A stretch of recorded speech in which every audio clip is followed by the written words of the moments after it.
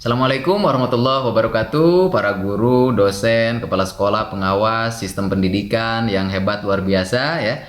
Pada kali ini masih di channel Transformasi Pendidikan, saatnya kembali ke Hito. Kita akan membedah kembali buku 1 dari Ki Hajar Dewantara tentang pendidikan ya. Dimana kemarin kita sudah membedahnya sampai ke halaman 14 tentang Neng Ning Nung Nang ya.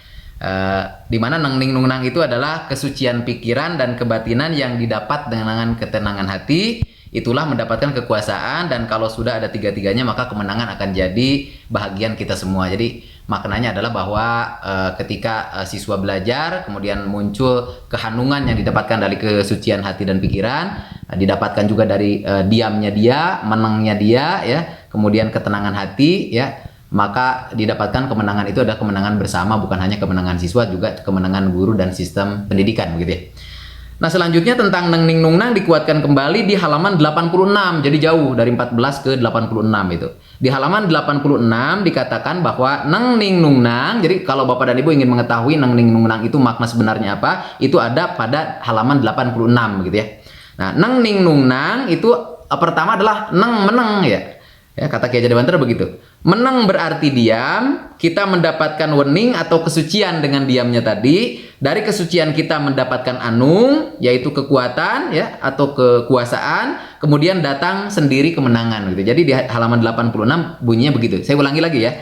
Meneng berarti diam, kita mendapatkan wening atau kesucian. Dari kesucian kita mendapatkan anung, yaitu kekuatan. Kemudian datang sendiri kemenangan. Jadi Neng Ning Nung Nang itu adalah, kalau kemenangan itu ingin didapatkan oleh siswa, di mana kemenangan itu adalah setiap siswa bertumbuh sesuai kodratnya, maka pertama yang harus dilakukan adalah meneng, yaitu adalah diam, ya, tenang dulu hatinya. Setelah itu baru mendapatkan keweningan. Wening itu berarti suci pikiran dan jiwa. Setelah itu baru dapat keanungan, ya.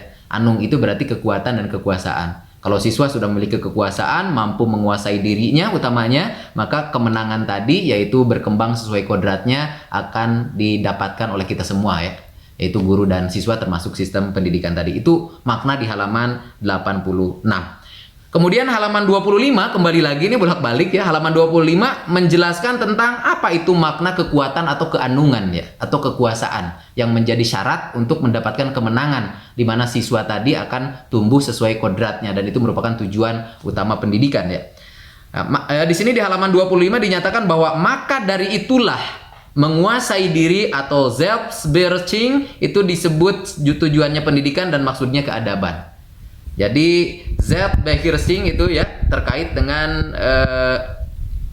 tujuan dari pendidikan dan maksud keadaan, di mana setiap diri siswa dan guru di dalam kelas itu mampu menguasai diri ya. Inilah yang dalam konten sebelumnya kita jelaskan, bahwa siswa dapat menguasai kodrat kalau mampu menguasai diri gitu ya. Kalau siswa akan menang kalau ada nung, hanung ya. Hanung di sini adalah kekuatan, kekuasaan siswa dalam menguasai dirinya gitu ya. Nah, di sini di halaman 25 dinyatakan demikian. Maka dari itulah menguasai diri atau Selbstbeherrschung gitu ya. Itu disebut tujuannya pendidikan dan maksudnya keadaan. Itu yang disebut dengan Selbstbeherrschung gitu ya. Atau menguasai diri. Jadi kemampuan menguasai diri siswa, memberi kekuatan untuk menguatkan diri dalam menguasai dirinya, mengatur dirinya, kemudian mampu berdiri di atas kaki sendiri, tidak banyak bergantung pada orang lain. Itu yang disebut dengan makna merdeka. Jadi tidak ada kemerdekaan kalau siswa itu tidak mampu menguasai dirinya gitu ya. Sebagai makhluk individu, dia harus mampu mengamati dirinya, siapa dia mau kemana, kemudian dia mampu menguasai dirinya, tahu tentang tujuan hidupnya. Maka ketika itu dia akan mampu mengatur dirinya, dan tujuan pendidikan atau maksudnya keadaan akan tercapai gitu ya. Jadi tujuan pendidikan atau maksudnya keadaan adalah apabila setiap diri siswa tadi mampu tumbuh sesuai kodrat dengan cara mampu menguasai diri gitu ya. Nah, inilah yang harus dipikirkan oleh Bapak dan Ibu para pendidik dimanapun Bapak dan Ibu berada ya, utamanya pendidikan nasional, yaitu Bapak dan Ibu yang guru di Indonesia gitu ya. Jadi bagaimana membangkitkan itu atau membangun kemampuan siswa supaya dia mampu menguasai dirinya. Ada konsep-konsep baru ya dari luar tentang self-regulated learning, yaitu pembelajaran tentang bagaimana mengatur diri gitu ya. Itu sepertinya konsep-konsep tadi bisa diakomodasi oleh kita ya, tetapi tetap dengan tidak melupakan dasar-dasarnya pendidikan nasional yang disampaikan oleh Ki Hajar Dewantara ya. tentang bagaimana siswa mampu menguasai diri sebagai tujuannya pendidikan dan maksudnya keadaan, itu di halaman 25. Kemudian di halaman 18 Bapak dan Ibu ya, disampaikan juga tentang pengajaran harus berdasarkan kodratnya keadaan. Ini tadi sudah kemarin sudah kita bahas di konten sebelumnya tentang bahwa pendidikan atau pengajaran ini memang harus disesuaikan dengan kodratnya keadaan siswa begitu ya. Nah, jadi halaman 18 tidak akan terlalu banyak dibahas karena memang sebelumnya sudah kita bahas bersama gitu ya. Nah, yang penting adalah halaman 94 nih yang ada kaitannya. Tadi nang itu apabila siswa tumbuh sesuai kodrat. Tidak mungkin nang kalau tidak nung ya. Nung itu anung atau kekuasaan diri sehingga siswa mampu menguasai diri. Nah, kenapa kalau siswa mampu menguasai diri itu merupakan tujuan pendidikan dan maksudnya keadaan tadi, karena setiap diri siswa sudah berkembang sesuai kodratnya dan itulah merupakan kemenangan gitu ya.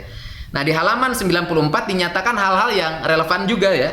Nah, untuk mengetahui kodrat alam itu, yaitu supaya siswa tumbuh sesuai kodrat, maka guru harus melakukan sesuatu, yaitu apa? Berusaha mengetahui kodrat alam siswa. Tetapi untuk mengetahui kodrat alam itu, perlulah orang mempunyai wished. Wished itu adalah bersih budi ya, yang harus terdapat dari tajamnya angan, halusnya rasa, dan suci kuatnya kemauan ya, yaitu sempurnanya cipta, rasa, dan karsa. Nah, dengan demikian tidak mungkin ya siswa atau tujuan pendidikan ini akan tercapai di mana siswa akan tumbuh sesuai kodratnya kalau guru tadi tidak mampu membangkitkan kekuatan dan kekuasaan diri siswa, dan guru tidak berusaha mengetahui kodrat siswa dengan cara bersih budinya, yaitu wished tadi. Di antaranya adalah tajam angan. Jadi guru harus memiliki cita-cita yang tinggi untuk mencerdaskan anak bangsa supaya siswa berhasil ya, supaya tujuan pendidikan tercapai. Tidak hanya itu, tetapi dalam proses pembelajarannya memiliki kehalusan rasa sehingga apa yang disampaikannya kepada siswa dapat diterima oleh siswa tadi dengan hatinya, karena memang siswa ini fitrahnya halus ya, sehingga cara kita menyampaikannya harus dengan cara yang halus ya.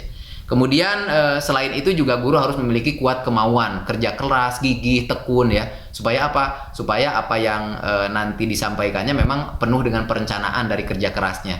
Dengan demikian sesuatu yang direncanakan dengan baik, dengan penuh kerja keras ya, dengan keteguhan jiwa ya, dan sebagainya, dengan penuh integritas dan komitmen, itu akan membuahkan hasil yang luar biasa nantinya gitu ya. Nah, dengan demikian maka sekali lagi ya, tujuan pendidikan tidak akan tercapai kalau guru tidak bersih budinya, tidak memiliki wished. Dan itu tercermin dalam tajamnya angan, halusnya rasa, dan kuatnya kemauan itu. Nah, jadi tanamkanlah dalam diri guru kuat kemauan, halus rasa, dan tajam angan tadi. Insya Allah maka siswa nanti dengan kebersihan budi guru, wished tadi, siswa akan berkembang sesuai dengan kodratnya. Kenapa? Karena guru tadi ketika menyampaikan materi, ketika mendidik dengan sepenuh hati berdekatan dengan sang anak, mereka akan diterima oleh sang anak karena memang guru bertugas untuk melayani dan berhamba kepada sang anak tadi atau mengabdi gitu. Nah, itu halaman 94 ya, Bapak dan Ibu masih tetap di channel Transformasi Pendidikan, saatnya kembali ke Khitoh ya. Kemudian kita bedah bersama kembali selanjutnya di halaman 96 yang mungkin memang ada relevansinya dengan apa yang kita bahas pada konten-konten sebelumnya, termasuk konten yang barusan kita bahas ya, tentang bagaimana mengetahui kodrat anak, di mana guru harus memiliki wished atau kebersihan hati ya, atau bersih budi gitu ya, bersih akal gitu ya. Nah, dalam mendidik pemimpin, nah di sini di halaman 96 di sini dinyatakan bahwa anak itu merupakan pemimpin. Panggilan Ki Hajar Dewantara pada anak-anak tadi adalah pemimpin. Nah, ini relevan dengan ajaran agama kita bahwa setiap diri adalah pemimpin dan akan diminta pertanggungjawabannya terhadap apa yang dipimpinnya. Nah, di sini muncul makna bahwa setiap diri adalah guru ya. Nah, kalau setiap diri adalah guru, sedangkan dalam pembelajaran ada interaksi antara guru dan siswa, berarti maknanya adalah apa? Setiap diri adalah siswa yang sedang belajar gitu ya. Jadi siswa sedang mempelajari materi dalam pembelajaran di kelas, tapi guru di dalam kelas sedang belajar juga jadi siswa untuk mempelajari siswa gitu ya. Jadi siswa bisa jadi siswanya dari guru tadi, tapi guru bisa juga jadi siswanya dari siswa gitu ya. Nah, kapan siswa menjadi siswanya dari guru? Ketika siswa mempelajari materi gitu ya. Dan guru sudah mempersiapkan semuanya di rumahnya itu ya, dalam rangka perencanaan pembelajaran gitu ya. Tetapi siswa pun menjadi guru bagi guru yang tadi siswa ya. Jadi guru menjadi siswa itu belajar terhadap gurunya, siapa? Siswanya. Nah, belajar apa? Nah, guru tadi sedang belajar mempelajari siswa gitu ya. Ini yang disebut dengan pengetahuan metakognitif ya. Dalam dimensi pengetahuan Krathwohl and Anderson ada pengetahuan faktual, konseptual, prosedural itu yang lebih tahu mungkin guru ya, karena guru sudah mempersiapkan pembelajarannya di rumahnya begitu ya, sehingga guru menjadi gurunya siswa begitu ya. Tetapi pengetahuan metakognitif, pengetahuan tentang diri, yang lebih tahu adalah dirinya, yaitu siapa? Siswanya. Nah kalau begitu guru sedang jadi siswa untuk apa? Untuk mempelajari siswanya tadi, yaitu terkait pengetahuan metakognitif yang mana yang lebih tahu adalah diri siswa. Jadi siswa lebih tahu berarti dia jadi guru ya, dan guru jadi siswa dalam rangka belajar mempelajari siswa tadi gitu. Itu yang disebut dalam Ki Hajar Dewantara bahwa dalam mendidik pemimpin ya, jadi panggilannya adalah pemimpin tadi yang akan dimintai pertanggungjawaban terhadap apa yang dipimpinnya. Jadi sebutan siswa ini adalah sebutan pemimpin, supaya ada tajam angan, kemudian ada juga kuat kemauan guru supaya membentuk pribadi-pribadi yang pemimpin tadi ya. Nah, jadi lengkapnya adalah dalam halaman 96, dalam mendidik pemimpin dan mempertinggi derajatnya, haruslah diberi kelonggaran seluas-luasnya kepada tumbuh kodrat batin yang murni atau spontanitet dengan jalan menumbuhkan pandangan hidup dan ilham hidup sang siswa gitu ya. Jadi kalau siswa dididik menjadi seorang pemimpin ya, karena memang manusia itu fitrahnya menjadi pemimpin, kemudian mempertinggi derajatnya dengan ilmunya, karena derajat itu akan tinggi apabila ilmu dari pemimpin itu ditingkatkan gitu ya. Maka haruslah diberikan kemerdekaan, kelonggaran seluas-luasnya. Jadi kalau terlalu banyak intervensi, terlalu banyak di depan, kemudian terlalu banyak menjajah siswa dan hilang makna kemerdekaan, maka tidak mungkin anak tadi akan tumbuh jadi pemimpin yang derajatnya tinggi gitu ya. Jadi syaratnya menumbuhkan karakter pemimpin dengan derajat yang tinggi tadi adalah dengan memberikan kemerdekaan, kelonggaran seluas-luasnya kepada tumbuh kodrat batin yang murni dari siswa ya, sebagai bawaan tadi, karena dia manusia yang harus dimanusiakan dan dimerdekakan ya, yang unik dengan segala keunikan dan potensinya, sehingga guru harus menumbuhkan kodrat yang murni tadi dengan jalan menumbuhkan pandangan hidup dan ilham hidup sang siswa. Nah dengan demikian maka kalau ini ditarik benang merahnya, maka tujuan pendidikan adalah ketika setiap diri siswa tumbuh sesuai kodrat, dan ketika siswa tumbuh sesuai kodrat itulah kemenangan bersama. Tidak mungkin menang kalau tidak anung ya. Maka syaratnya kemenangan tadi yaitu tumbuhnya kodrat siswa sesuai dengan kodratnya tadi. Itu syaratnya siswa harus mampu menguasai diri gitu. Jadi keanungan tadi. Nah tidak akan mungkin mampu menguasai diri, memiliki kekuatan dalam dirinya untuk mengatur, menguasai dirinya kalau dia tidak memiliki pandangan dan ilham hidup ya. Itulah yang kemarin di konten sebelumnya kita bahas, bahwa tujuan pendidikan adalah berkembang sesuai kodrat siswa, dan itulah merupakan kemenangan. Tidak mungkin itu terjadi tanpa keanungan atau kekuatan diri siswa, juga kekuatan guru, dan itu tidak mungkin terjadi kalau siswa tidak memiliki falsafah, pandangan, dan ilham hidup. Nah dengan demikian maka dalam pembelajaran idealnya guru mengajak siswa untuk bermimpi, mengajak siswa untuk bercita-cita, mulailah dari pohon cita-cita ya, pohon mimpi, sehingga suatu saat nanti dengan adanya mimpi tadi siswa akan memiliki kekuatan kemauannya, kemudian memiliki tajam angan ya. Apalagi siswa pada jenjang-jenjang di SD itu masih rentan atau masih banyak berimajinasi ya. Karakteristik umumnya memang demikian untuk siswa SD, siswa TK begitu ya. Itu masih karakteristiknya adalah banyak berimajinasi begitu ya, kuat imajinasinya. Nah dengan demikian maka diajak untuk bermimpi, bercita-cita, itu akan menumbuhkan pandangan dan ilham hidup, dan itu menjadi syarat kekuatan diri siswa tadi, yang mana itu menjadi syarat akan tumbuh sesuai kodratnya, dan itu merupakan kemenangan bersama. Nah itulah Bapak dan Ibu ya, bedah buku 1 Ki Hajar Dewantara tentang pendidikan, yang hari ini kita membahas sudah sampai pada halaman yang ke-96 ya, tentang mendidik pemimpin yaitu siswa, yang mana pendidikannya harus bisa menumbuhkan pandangan hidup atau ilham hidup sang anak atau sang siswa tadi. Itulah yang dapat kita bahas kali ini di bedah buku 1 Pendidikan Ki Hajar Dewantara. Kita akan melanjutkan bedah buku ini pada halaman-halaman lainnya yang lebih penting dan hebat, luar biasa kita bedah, supaya kita semua sebagai bagian dari sistem pendidikan dapat memaknainya dan dapat melaksanakan praktek-praktek yang sesuai dengan khitoh pendidikan nasional gitu ya.